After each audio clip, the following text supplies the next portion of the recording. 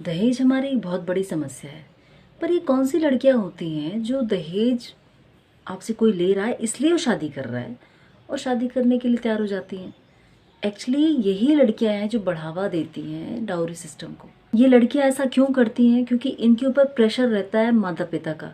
और माता पिता तो यहाँ तक बोलते हैं कि रामायण में भी लिखा हुआ है कि सीता जी की कितनी चिंता करते हैं जनक जी की, उनका विवाह कैसे होगा, उनका वर कैसे ढूंढेंगे।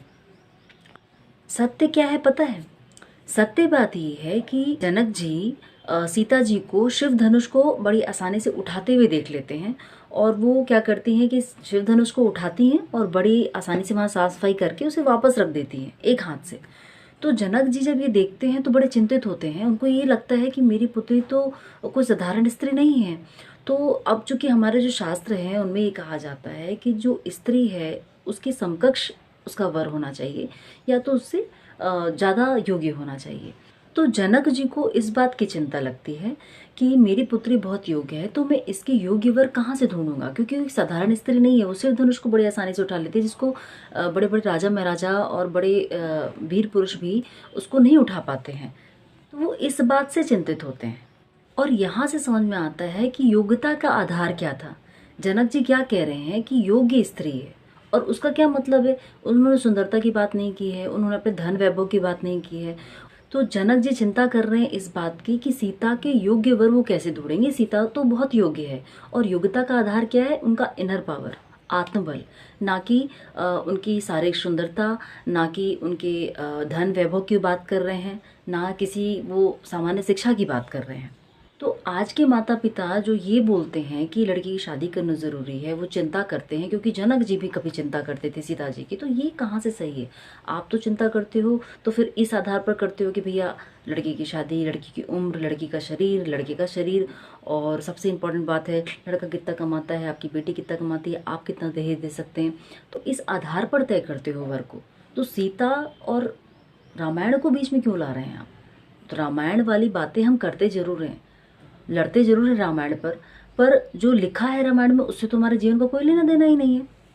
तो आजकल के माता पिता से मेरा हाथ जोड़कर निवेदन है कि हमसे झूठ मत बोलिए, सच बताइए। अगर आप झूठ बोलेंगे तो हमें तो ये लगेगा रामायण में क्या बताया गया, बच्चा पैदा करना बस यही बताया गया, शादी करना बस यही बताया गया। तो संस्कार हमें कहाँ से मिलेंगे? आप हमें खुद ही रामायण की गलत जानकारी देके रामायण से दूर कर रहे हो, भ्रमित करने की कोशिश कर रहे हो। रामायण जैसी चीज़ें हमारे पाठ्यक्रम में कभी शामिल नहीं रही। ना स्कूल में पढ़ने को मिला है, ना कॉलेज में पढ़ने को मिला है। हम माता पिता से ही सीख सकते हैं रामायण के बारे में। अब माता पिता ही अगर झूठ बोले रामायण के लिए, रामायण पे जो लिखा है उस पर झूठ बोले, तो फिर हम कहाँ जाएं? फिर अगर आपके बच्चे शिकार होते हैं बाहर किसी भी दुर्घटना के, तो फिर आप किसी और को क्यों ब्लेम देते हैं? आपने तो खुद ही रामायण का गलत अर्थ बताया हुआ है हमको।